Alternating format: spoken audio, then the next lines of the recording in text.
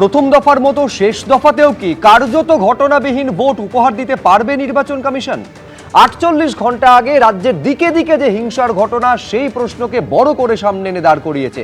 কোথাও গুলি বোমা চলেছে বলে অভিযোগ, কোথাও সাংসদ আক্রান্ত হয়েছেন, তো কোথাও বিজেপি কর্মীদের বেধড়ক মারধর করার অভিযোগ সামনে এসেছে, তো কোথাও তৃণমূল কার্যালয়ে হামলা চলেছে। প্রত্যেকটা ছবি এই আলোচনায় আপনাদের সামনে রাখবো, জানিয়ে স্টুডিওয় উপস্থিত প্রত্যেক অতিথির কাছে আসবো।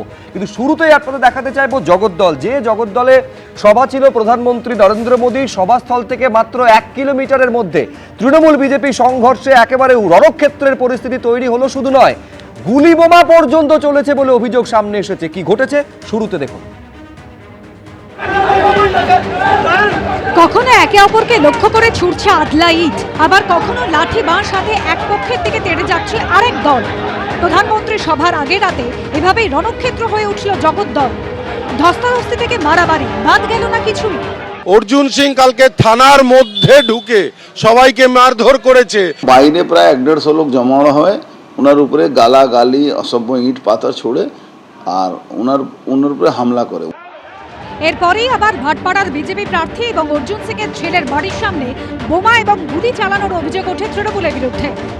রাত্রি 1:30 নাগাদ অ্যাপোলো হাসপাতালে সিআইএসএফ জওয়ানকে ইতিমধ্যে নিয়ে আসা হয়েছে, যার বাঁ পায়ে গুলি লেগেছে। কিছুক্ষণ আগে একটি গাড়িতে তাকে নিয়ে আসা হয় এবং দেখা যায় গাড়ির যে পিছনের দিকের অংশ বা কাছের যে অংশ রয়েছে সেটা সম্পূর্ণ রকমভাবে ভাঙা অবস্থাতে রয়েছে। আমার বাড়ি নিচনে করছে, তো চেষ্টাই তো করছে আমাকে মারার জন্য। এখনই তো ঝামেলা হচ্ছে টিএমসি লোক সঙ্গে। রবিবার রাতে জগদ্দলের তৃণমূল বিজেপি এই সংঘর্ষে রেশ গড়ায় সোমবারও। পুলিশ সূত্রে খবর, জগদ্দল থানা এলাকায় রাতভর তল্লাশি চালিয়ে গ্রেপ্তার করা হয় ভাটপাড়া পুরসভার 2 নম্বর ওয়ার্ডের তৃণমূল কাউন্সিলর গোপাল রাউত সহ 4 জনকে। এরপরেই ভাটপাড়া থানার সামনে বিক্ষোভ দেখান তৃণমূল কর্মীরা।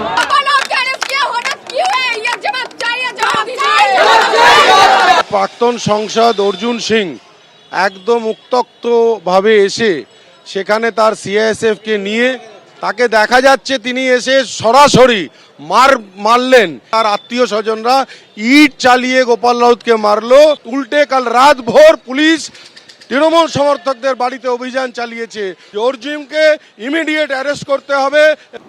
ডক্টর রাজেশ কুমার জগদ্দল থানা এফআইআর করতে গিয়েছিলেন এগেনস্ট মমতা।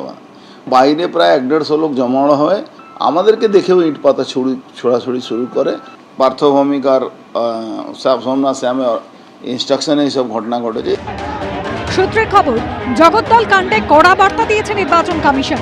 বলা হয়েছে, এই ঘটনার জেরে পরিস্থিতির চরম অবনতি হয়েছে, যা সরাসরি চ্যালেঞ্জের মুখে ফেলেছে আইন শৃঙ্খলা ব্যবস্থাকে। 4 জনকে গ্রেপ্তার করার পাশাপাশি পলাতক বাকি অভিযুক্তদের খোঁজে প্রয়োজনীয় পদক্ষেপ করা হচ্ছে। বার্তা কি আছে, ঘটনা হয়েছে, অ্যাকশন আর রিঅ্যাকশন হচ্ছে। এলাকার পরিস্থিতি নিয়ন্ত্রণে রাখতে দফায় দফায় টহল দিচ্ছে কেন্দ্রীয় বাহিনী। সমীরণ পাল, সুকান্ত মুখোপাধ্যায় ও আবির দত্তের রিপোর্ট, এবিপি আনন্দ। আপনারা দেখলেন যে নির্বাচন কমিশন এই ঘটনা নিয়ে বলছে আইন শৃঙ্খলার পরিস্থিতি এমন অবনতি হয়েছে যে কমিশনকে কার্যত পরিস্থিতি সামাল দেওয়ার জন্য চ্যালেঞ্জের মুখে পর্যন্ত পড়তে হয়েছে। আমি শুরুতেই তৃণমূল মুখপাত্র প্রদীপ্ত মুখোপাধ্যায়ের কাছে আসবো। বিজেপির বক্তব্য হচ্ছে গোটা পরিস্থিতির জন্য এক এবং একমাত্র দায়ী হচ্ছে তৃণমূল কংগ্রেস। বিজেপি প্রার্থী বলছেন যে গুলি বোমা নিয়ে হামলা শুধু চলেছে এই নয়, এই ঘটনায় যাদের গ্রেফতার করা হয়েছে তোমাদের দলের কাউন্সিলর তার মধ্যে রয়েছেন। দেখো, এসবের মধ্যে আমার না মোথাবাড়ির কথা মনে পড়ে যাচ্ছে। মোথাবাড়ির সেই অভিশপ্ত রাত এবং তারপরে তোমার স্টুডিওতে তোমার সঙ্গে আমি, সেখানে মহিলার আর্তনাদ এবং আমার একটা যদি শব্দ, যে ভয়ঙ্কর আক্রমণ হয়েছিল মহিলার ওপরে এবং তার ভিডিও তোমরা এখানে পর দেখাচ্ছিলে। তার স্কট নষ্ট চলে গিয়েছিল বা পথ হারিয়েছিল, তার উপর হামলা হয়েছিল। কাট 1 প্রশাসনের ব্যর্থতা এবং তৃণমূলকে প্রশ্ন। আজকে কাট 2 অর্জুন সিংকে নিয়ে শুরু করছি, মিতালি বাগকে দিয়ে নয়। মিতালি বাগ একজন মহিলা সাংসদ, নিম্নবর্গীয়, এবং তার ওপর যে চূড়ান্ত আক্রমণ হলো, এবং আমি বলে দিই অবশ্যই গুরুত্বটা নির্ভর করে তো প্রথম আর দ্বিতীয়তে। কোনটা প্রথম কোনটা দ্বিতীয় তার উপর গুরুত্ব নির্ভর করবে। তোমাদের কাছে আমি সেটা বুঝে দিচ্ছি। সেটা একজন মহিলা, তার উপর ওরকম জীবন হানিকারক আক্রমণ হলো মোথাবাড়িতে, জুডিশিয়াল অফিসার, তার কান্না সবার চোখে সব সময় টিভি ক্যামেরায় ছিল। আজকে মিতালি বাগের ওপর যে প্রাণঘাতী হামলা হলো, তার জন্য যে সমাজশ্রী, তার হাজবেন্ড সৌমেন পাল বা দোলন, এ জাতীয় মানুষেরা যুক্ত রয়েছে, তাদের নিয়ে আমরা চর্চা করব না? আমরা না, তার বারবার না, বলছি যে তার এই তার মানে BJP আমি বলতে যাই তার মানে এইটা প্রদীপ্ত মুখোপাধ্যায় তার মানে যে ঘটনা ঘটেছে গোঘাটে মিতালি বাগের গাড়িতে হামলার ঘটনা সেইটা দিয়ে কি জগদ্দলকে কাউন্টার করতে চাইছেন নাকি? কখনোই না। তাহলে কি আমার আপনারা প্রশ্ন তো আমার প্রশ্ন খুব স্পেসিফিক জগদ্দল দিয়েছিল। দেশের সাংসদ তার উপরে প্রাণঘাতী হামলা হচ্ছে, তার মানে কি এই জগদ্দলের এই ঘটনা দিয়ে আপনারা সেটাকে কাউন্টার করতে চাইছেন? নিশ্চয়ই নয়। আমার বক্তব্য যে যেটা গুরুত্বপূর্ণ সহকারে তোমরা দেখাচ্ছ, গুরুত্ব আছে, ইলেকশন কমিশন ব্যবস্থা নিচ্ছে, কিন্তু তার সঙ্গে সঙ্গে একজন সাংসদ মাত্র 548 জন, তার মধ্যে মাত্র কত শতাংশ, 12% কাছাকাছি মহিলা, যে মহিলার সম্মান নিয়ে আজকে ওরা আমাদের বিভিন্নভাবে বিতর্কের মধ্যে ফেলে দিচ্ছে। আজকে বিজেপি সারাক্ষণ মহিলা সুরক্ষা নিয়ে বলছে, তাহলে সেই মহিলা সুরক্ষার জন্য যারা দায়িত্বপ্রাপ্ত ইলেকশন কমিশন কি করছে? কোনো ভূমিকা নিয়েছে? আজকে গতকালকে যখন আমাদের প্রধানমন্ত্রী এসে গেলেন ওখানে, তারপরেই আজকে এই আক্রমণ পরিষ্কার করে দিচ্ছে যে বিজেপি যেমন আমাদের তো দল থেকে চলে যাওয়া শুভেন্দু অধিকারী বলেছিল ওদের পায়ের তলায় রাখে বীরবাহা হাসদাকে, তেমনই আজকে এই ধরনের ঘটনা। ওরা নিম্নবর্গীয়দের আক্রমণ করে, মহিলাদের আক্রমণ করে। আর আমার খুব স্পেসিফিক, আমরা এই আলোচনা জগদ্দল দিয়ে শুরু করেছিলাম, তৃণমূল মুখপাত্রের কাছে স্পেসিফিক জগদ্দলের ঘটনা নিয়ে প্রশ্ন ছিল, সমানভাবে মিতালি বাগ নিয়েও আমাদের প্রশ্ন থাকবে আলোচনার পরবর্তী পর্যায়ে, এবং তাতে কোনোটার গুরুত্ব এতটুকুও লাঘব হয় না, এটা স্পষ্ট করে নিন। আমার প্রশ্ন হচ্ছে, তার মানে জগদ্দলের ঘটনা অস্বস্তিকর বলে কি মিতালি বাগের দিকে গোটা ঘটনাটাকে ঘুরিয়ে দিতে চাইছেন? আমি জানি না, কিন্তু মিতালি বাগের সঙ্গে যেটা ঘটেছে দেখাবো, সেইটা নিয়ে কমিশনের কি বক্তব্য সেটাও দর্শকদের সামনে রাখবো। কিন্তু আমি এইখানে স্বপন দাসের কাছে আসতে চাইবো যে তৃণমূল প্রার্থী জগদ্দলের ঘটনায় যিনি স্পষ্ট বলছেন অর্জুন সিংকে গ্রেফতার করতে হবে, তার কারণ গোটা ঘটনার পেছনে অর্জুন সিং এবং তার দলবল জড়িত রয়েছেন।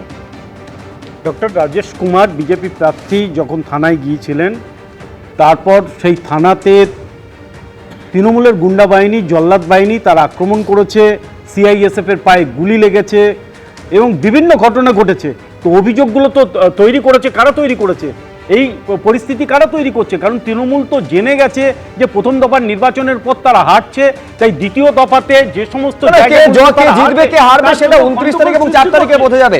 আমার প্রশ্ন হচ্ছে খুব স্পেসিফিক, এই ধরনের একটা হিংসার ঘটনা কেন ঘটবে যেখানে নির্বাচন কমিশন একেবারে অবাধ এবং শান্তিপূর্ণ ভোটের প্রতিশ্রুতি দিয়েছে?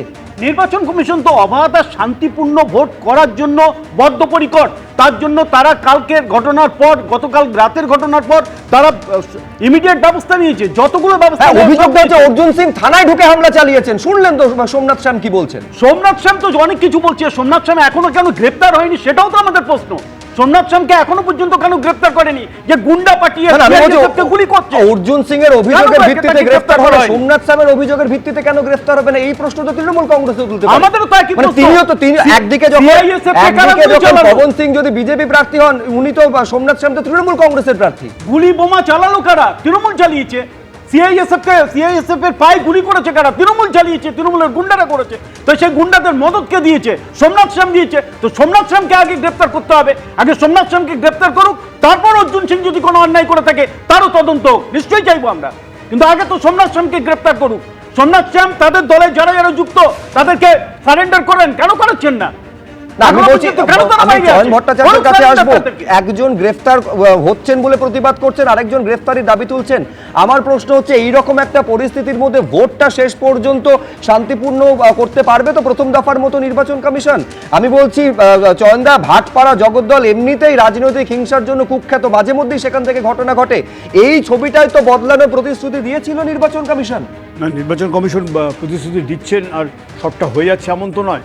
আমরা খুব স্বস্তিবোধ করলাম না দুই প্রাক্তন তৃণমূল, এক প্রাক্তন এবং এক বর্তমান তৃণমূলের এই সংঘর্ষে কয়েকজন অ্যারেস্ট হয়েছেন, কিন্তু আদৌ তাতে কোনো কাজের কাজ হবে কিনা সেটা আগামী 2-3 দিনে বোঝা যাবে। কিন্তু আমরা খুব স্পষ্ট কথা, আইন শৃঙ্খলা যদি ভোটের আগে এরকম হয়, এরকম যদি মারামারি হয়, সাধারণ মানুষ তো ভোট দিতেই বেরোতে চাইবেন না। সেই নির্ভয়ে ভোট দেওয়ার প্রক্রিয়াটা কীভাবে হবে? এ তো অদ্ভুত ব্যাপার। এমনিতে একটা বড় অংশের বৈধ ভোটার বাইরে রয়েছেন, তালিকার বাইরে আছেন, তাদের নিয়ে ভাবনা চিন্তা সঠিকভাবে কিছু হয়নি। আইনের দরজায় তারা টোকা মারবেন, বলা হয়েছে যে কোর্টে যান। কিন্তু আমার খুব আরও স্পষ্ট কথা যে এইগুলো নিয়ে এই ধরনের গ্রেপ্তারি বা পাল্টা গ্রেপ্তারির দাবি, তাতে নিশ্চিত করা যাবে কি যে আইনশৃঙ্খলা ভোটের দিন সঠিক থাকবে? নির্ভয়ে যারা মতদান করতে চাইবেন তাদের মতদান তারা করতে পারবেন। এটা একটা অদ্ভুত ব্যাপার। এই যেমন আমাদের পক্ষে বোঝা মুশকিল, যে বিপুল সাফল্য সত্ত্বেও 1 কোটি বেকার পশ্চিমবাংলায় থাকছে কী করে, বা এমএসএমইতে আমরা দ্বিতীয় স্থানে পশ্চিমবাংলা, কিন্তু তা সত্ত্বেও মুনাফার অঙ্কে আমরা কেন পিছিয়ে? এই প্রশ্নগুলোর উত্তর যেমন জটিল ধাঁধা, তেমনি এই আগামী দুটো দিন স্বস্তিতে ভোটাররা ভোট দিতে যেতে পারবেন কি না আমাদের এই বাকি নির্বাচনের দিনগুলোতে, সেইটা কিন্তু একটা বড় প্রশ্ন চিহ্নের মুখে পড়ে গেল এই ধরনের ঘটনা পরপর দেখবার পরে। এবং আমি বলছি এইটা শুধু একটা ঘটনা নয়, পর এই ঘটনা ঘটেছে। আমি দেখাতে চাইবো পূর্বস্থলী দক্ষিণ বিধানসভা কেন্দ্রের মধ্যে নাদনঘাট পরে থানার সামনে তৃণমূলের কার্যালয়ে কিরকম করে হামলা চালানো হলো, ভাঙচুর হলো। একবার ছবিটা দেখুন।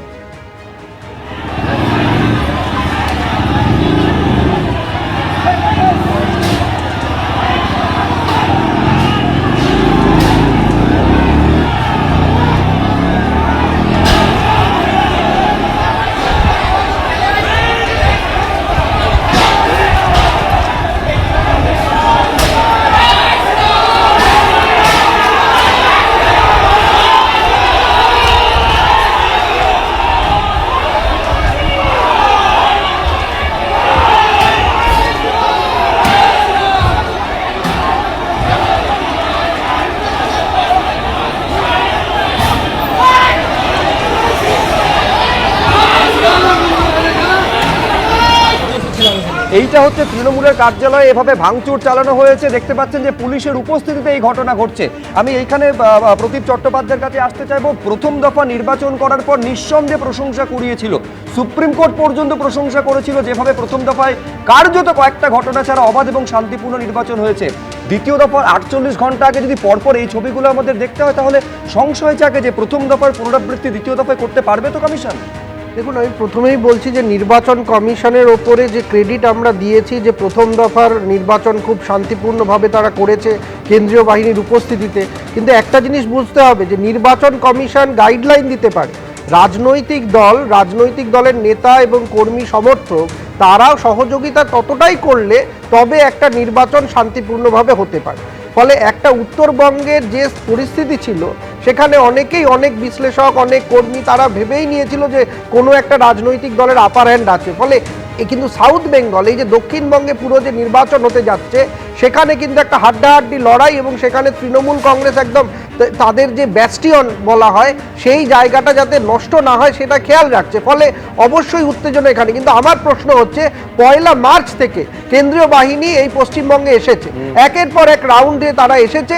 ফলে আমরা যত এই গত 5 বছর আলোচনা করি যে তৃণমূল কংগ্রেসের আমলে বোমাগুলি এত আসছে কোথায়, তাহলে 1 মার্চ থেকে আজকে হচ্ছে গিয়ে এপ্রিল শেষ হতে চললো, তাহলে আজকে এতদিনেও বোমাগুলি কি করে এরকমভাবে থানার সামনে, আজকে থানার সামনে যদি এই অবস্থা জগদ্দলে হয়, তাহলে থানার বাইরে বা থানার থেকে অদূরে কি হতে পারে সেটা তো অনুমেয়।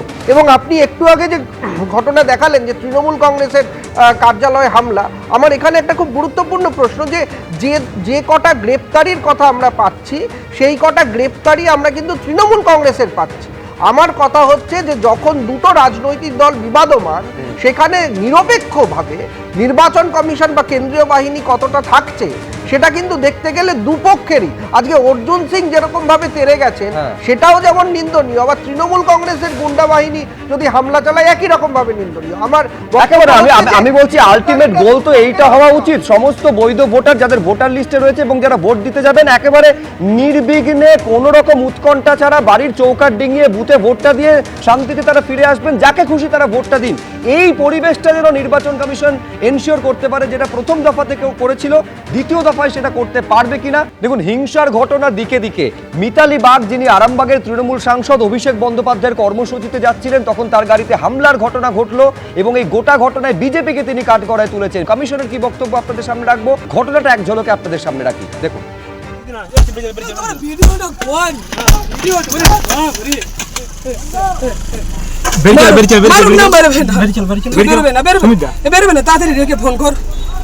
ফোন করো না থানা, হাত দেখাবেন না, হাত দেখাবেন না দিদি, হাত দেখাবেন না, হাত দেখাবেন না, হাত দেখাবেন না দিদি। মারো মারো ভাই, মারো মারো মারো মারো মারো মারো। বেরি চলো তো, স্টার্ট করো। চবেরি চ, চবেরি চ, চবেরি চ, চবেরি চ, বেরি চ, বেরি চ।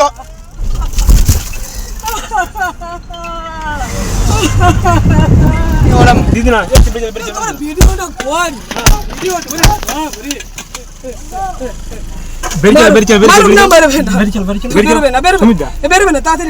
কোন তৃণমূল সাংসদ মিতালি বাগ তিনি অভিষেক বন্দ্যোপাধ্যায়ের কর্মসূচিতে যোগ দিতে যাচ্ছিলেন, তখনই গোঘাটে তার উপরে হামলার ঘটনা ঘটলো। গাড়ি একেবারে ভেঙে গুঁড়িয়ে দেওয়া হলো। বিজেপির বিরুদ্ধে হামলার অভিযোগ তুলেছেন তৃণমূল সাংসদকে হাসপাতালে দেখে অভিষেক বন্দ্যোপাধ্যায় সরাসরি বিজেপির উদ্দেশ্যে হুঙ্কার ছেড়েছেন, যদিও হামলার অভিযোগ অস্বীকার করেছে বিজেপি। আর এরই মধ্যে হুগলির জেলা শাসক যে রিপোর্ট কমিশনে দিয়েছেন তাতে প্রাথমিকভাবে অন্তর্দ্বন্দ্বের কারণে এই ঘটনা ঘটে থাকতে পারে বলে উল্লেখ করা হয়েছে। পুরো ঘটনা এই প্রতিবেদনে রাখবো আপনাদের জন্য।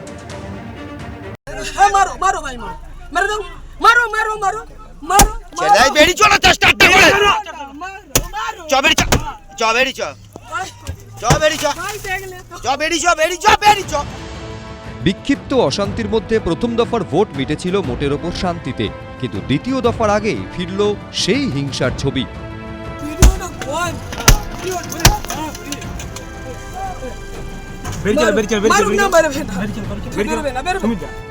আর দুদিন পরই রাজ্যের দ্বিতীয় দফার বিধানসভা নির্বাচন, মাঝে আর মাত্র একটা দিন, তারপরই দ্বিতীয় দফার বিধানসভা নির্বাচন। তার আগে হুগলির গোঘাটে হামলা হলো আরামবাগের তৃণমূল সাংসদ মিতালি বাগের ওপর। ভেঙে চুরমার করে দেওয়া হলো সাংসদের গাড়ির কাঁচ।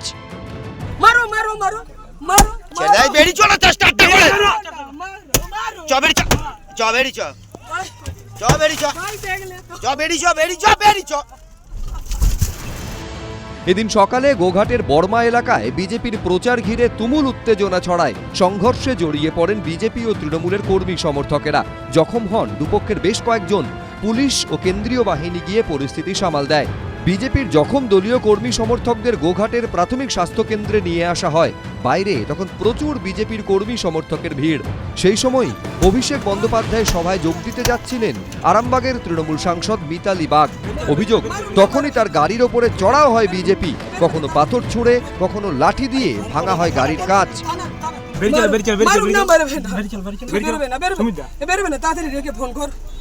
আরে ফোন করো না থানাতে ওসিকে। হাত দেখাবেন না, হাত দেখাবেন না দিদি, হাত দেখাবেন না, হাত দেখাবেন না, হাত দেখাবেন না দিদি। মারো মারো ভাই মারো, মেরে দাও, মারো মারো মারো মারো। ছেলে বেরি চলো চেষ্টা করে। চবেরি চ, চবেরি চ, চবেরি চ, চবেরি চ, বেরি চ, বেরি চ।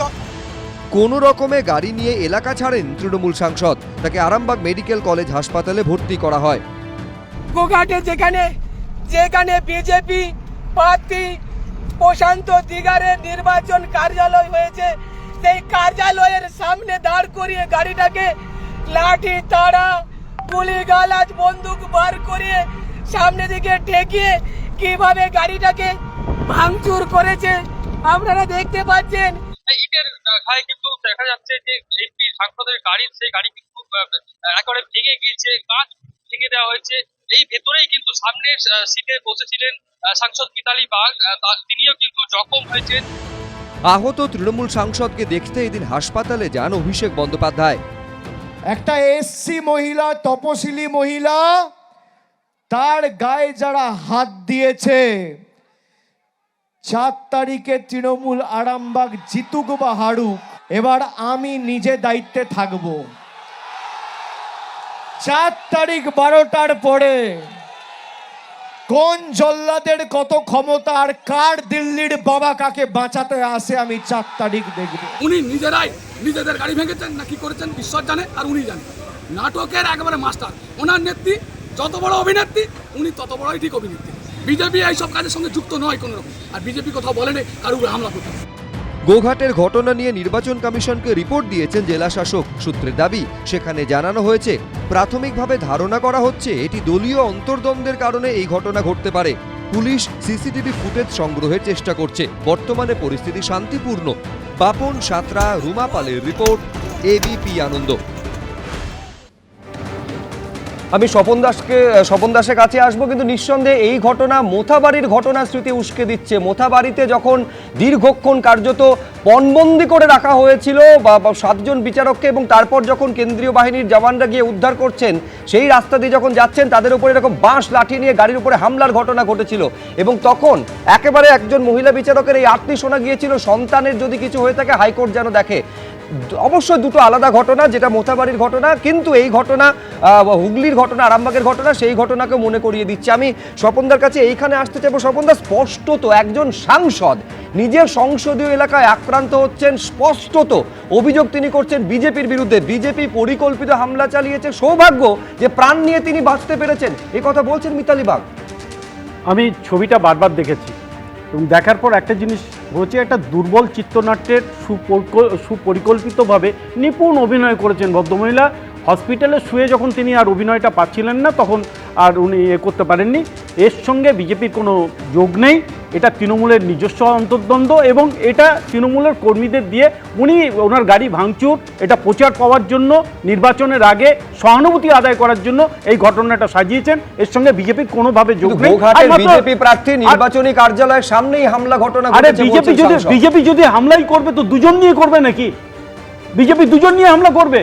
ওখানে কোনো বন্দুক নেই, কিচ্ছু নেই, আমরা তো দেখতে পাচ্ছি না। লাঠি দিয়ে বলছে ভাঙ ভাঙ ভাঙ ভাঙ, আরেকজন বলছে চল চল। তার মানে এটা হচ্ছে যে তুই ভাই তাড়াতাড়ি ভেঙে দে, আমরা তারপর যাব, তারপর নাটক যা করার আমরা করবো। এ তো নাটক বুঝে গেছে জনতা।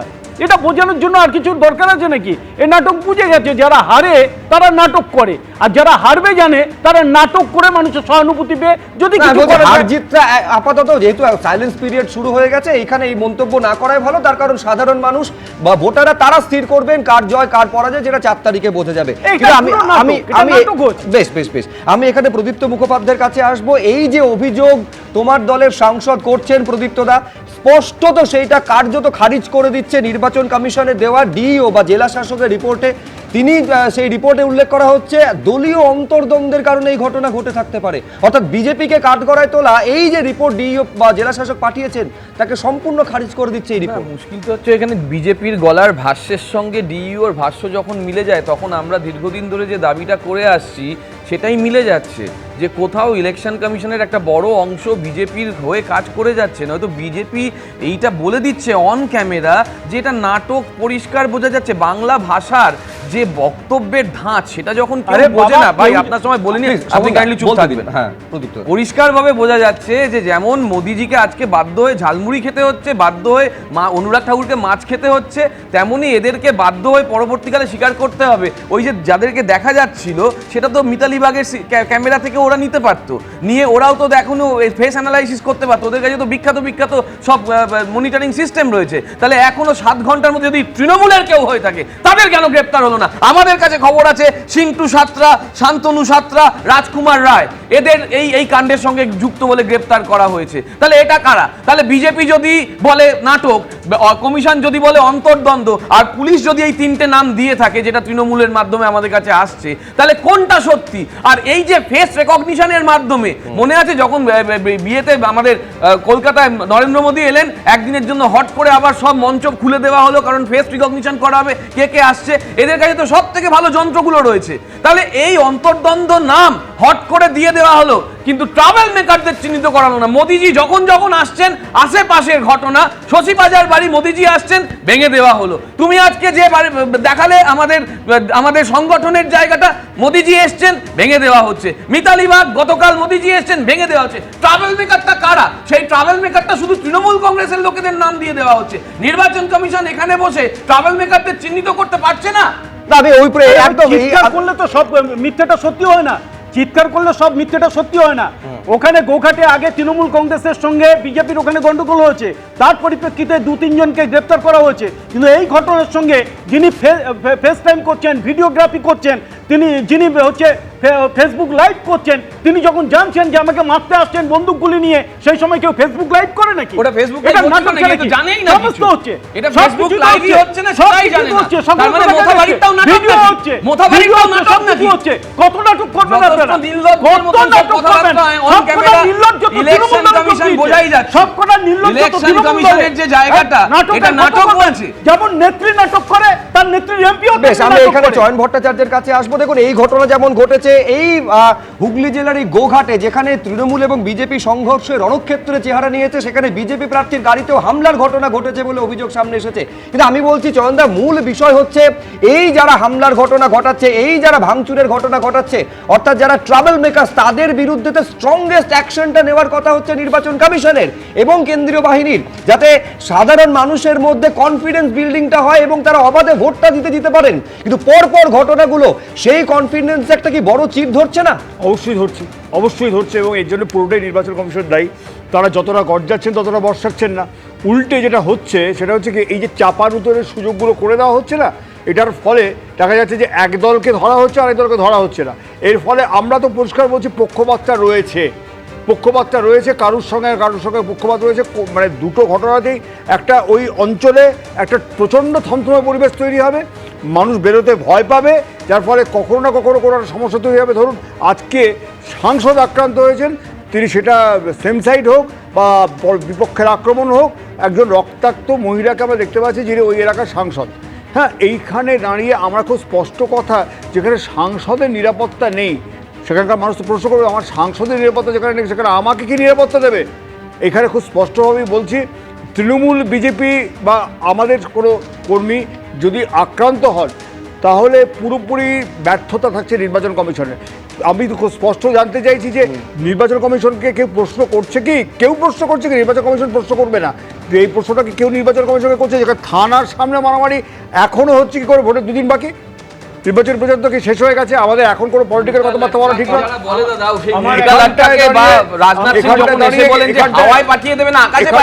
আমার একটা তথ্য দেওয়া আছে, কিছুক্ষণ আগে দেখলাম আমার একটা তথ্য দেওয়া আছে, একজন নির্বাচনের প্রার্থী, তিনি সন্দেশখালীর প্রার্থী, তিনি বলছেন যে বুলডোজার চালিয়ে দেবো। এইসব কথাবার্তাগুলো বলা হচ্ছে, প্ররোচনা তৈরি করা হচ্ছে। আমি খুব স্পষ্টভাবে বলছি, এই প্ররোচনার বিরুদ্ধে কোনো কথাবার্তা নির্বাচন কমিশন যেমন না নিয়ে যান, হিসেব মতো শুভেন্দু অধিকারীর প্রার্থীপদ চলে যাওয়ার কথা। সংবিধানের ধর্মনিরপেক্ষতা এবং যে নাস্তিকতা, এই বিষয় নিয়ে তিনি খারিজ করে দিয়েছে। সেই বাতিলের আবেদনটা আবার বলছি, এই রকম একটা ভায়োলেন্সের পরিবেশ তৈরি হলে নির্বাচন কমিশনের কাছে একটা বড় চ্যালেঞ্জ, যে প্রথম দফায় যেভাবে অবাধ এবং সুষ্ঠু ভোট কার্যত করতে সক্ষম হয়েছিল নির্বাচন কমিশন, সেই চ্যালেঞ্জে পাস মার্কসের সঙ্গে উতরতে পারবে কিনা দ্বিতীয় দফায়। প্রতীক চট্টোপাধ্যায়, আমি একটা তথ্য দেওয়ার আছে, মিতালি বাগের ঘটনায় তৃণমূলের কর্মীরা গ্রেপ্তার হয়েছে। ঠিক আছে, আমার কথা হচ্ছে যে দেখুন, এই যে আবারও বলছি, এই ইনফরমেশন আপনি কোত্থেকে পেলেন? মিতালি বাগের ঘটনায় তৃণমূল কংগ্রেসের কোন একটা সংবাদ মাধ্যম দেখাচ্ছে, কোন সংবাদ মাধ্যম দেখাচ্ছে তার দায়িত্ব কি এবিপি আনন্দ নেবে নাকি? সেটা দেখানো হয়েছে। নির্বাচন কমিশনকে আমার মনে হয় নির্বাচন কমিশন একটু সহজভাবে পশ্চিমবঙ্গের নির্বাচনকে নিয়ে নিয়েছে। তার কারণ তারা যেভাবে ফার্স্ট ফেজকে করেছে, সেকেন্ড ফেজটাকে সেভাবে গুলিয়ে ফেলছে। সব কিছুই চাপিয়ে দেওয়া, সব কিছুই গাইডলাইন নির্ভর, সব কিছুই কেন্দ্রীয় বাহিনী নির্ভর। লোকাল লেভেল পলিটিক্যাল লিডারদের সঙ্গেও যে কথাবার্তা বলতে হবে, সেটা আমরা সবসময় বলি বৈঠক, সর্বদলীয় বৈঠকের কথা বলি, সেরকম নির্বাচন কমিশনকেও কিন্তু এদেরকে নিয়ে কনফিডেন্স আনতে হবে। না হলে এইভাবে যদি রাজনৈতিক দলের নেতাকর্মীরা সে নিজেদের মধ্যে অন্তর্দ্বন্দ্ব হোক আর বিরোধী পক্ষ বাদী পক্ষ হোক, এই যে হিংসার ঘটনা, এই হিংসার ঘটনার একটা স্পাইরাল এফেক্ট আছে। সেটা কিন্তু শুধু নির্বাচনের দিন না, এর পরবর্তীতেও, নির্বাচন পরবর্তী হিংসাতেও। আমি একটু থামাচ্ছি প্রদীপদা, এই মুহূর্তের একটা বড় খবর, এই যে গোঘাটে তৃণমূল সাংসদের গাড়িতে হামলার ঘটনা, 3 জনকে আটক করা হয়েছে বলে জানা যাচ্ছে। 7 জন হামলাকারীকে চিহ্নিত করা হয়েছে, 3 জনকে আটক করা হয়েছে। হামলাকারী দুষ্কৃতীদের সঙ্গে বিজেপির যোগ রয়েছে। এই হামলাকারীদের বিজেপি যোগের অভিযোগে রিপোর্ট দিয়েছেন এসডিপিও। গোষ্ঠীদ্বন্দ্বের তত্ত্ব উড়িয়ে এসপিকে রিপোর্ট দিয়েছেন এসডিপিও। এর আগে আপনারা জানেন যে রিপোর্ট দেওয়া হয়েছিল ডিইওর তরফে, কিন্তু এসডিপিওর যে রিপোর্ট আপনাদের সামনে আমরা রাখছি, গোষ্ঠীদ্বন্দ্বে সাংসদের গাড়িতে হামলার ঘটনা আগে জেলা শাসক বা জেলা নির্বাচনী আধিকারিক কমিশনকে দেওয়া রিপোর্টে উল্লেখ করেছিলেন। গোঘাটে বিজেপি প্রার্থীর গাড়িতে হামলার ঘটনাতে 3 জন গ্রেফতার হয়েছেন। অর্থাৎ গোঘাটে যে বিজেপি এবং তৃণমূলের মধ্যে সংঘর্ষের ঘটনা, সেখানে 3 জন গ্রেফতার। আর মিতালি বাগের গাড়ির ওপরে যে হামলার ঘটনা, সেখানে 3 জনকে আটক করা হয়েছে। এই তিনজনের সঙ্গে দুষ্কৃতীদের সঙ্গে বিজেপির যোগ রয়েছে। এসডিপিও যে রিপোর্ট পাঠিয়েছেন সেই রিপোর্টে তার উল্লেখ রয়েছে। নিঃসন্দেহে ঘটনায় বা সরাসরি বিজেপির দিকে অভিযোগের আঙুল তুলছিলেন তৃণমূল সাংসদ। তিনজনকে আটক করা হয়েছে যাদের সঙ্গে বিজেপির যোগ রয়েছে বলে এসডিপিও তার রিপোর্টে উল্লেখ করছেন। মিতালি বাগের গাড়িতে হামলার ঘটনায় তিনজনকে আটক করা হয়েছে যাদের সঙ্গে বিজেপির যোগ রয়েছে এসপি কে রিপোর্ট দিয়ে জানাচ্ছেন এসডিপিও। আমি খুব দ্রুত প্রতিক্রিয়ার জন্য দেখো ওরা যে কত বড় মিথ্যেবাদী দল, অন ক্যামেরা বলে দিল যে এটা মিথ্যে, এটা নাটক, আর গ্রেফতার হলো যে তিনজনের নাম আমি কিছুক্ষণ আগে বললাম, সিন্টু সাঁতরা, শান্তনু সাঁতরা আর রাজকুমার রায়, তিনজনই বিজেপির, এই তার ছবি। তাহলে বোঝো যে একজন বিজেপি মুখপাত্র অন ক্যামেরা বসে যে মিথ্যে কথাটা প্রচার করে যাচ্ছে সেইটাই হচ্ছে বিজেপির মূল চরিত্র প্রকাশ করে। প্রথম কথাটা হচ্ছে মিতালি বাগের অভিযোগের ভিত্তিতে পুলিশ তিনজনকে ডিটেন করেছে। এক নাম্বার 2 হচ্ছে ডিএম হচ্ছে হাইয়েস্ট অথরিটি, ডিএম বলে দিয়েছে এই ঘটনার সঙ্গে তৃণমূলের গোষ্ঠীদ্বন্দ্ব, বিজেপির কোনো ভূমিকা নেই, বিজেপি যুক্ত নয়।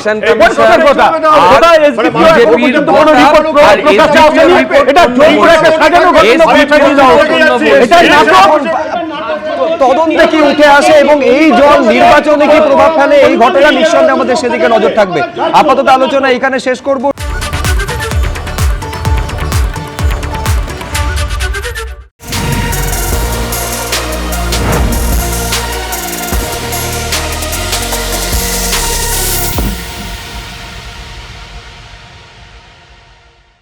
এবিপি আনন্দ, এগিয়ে থাকে, এগিয়ে রাখে।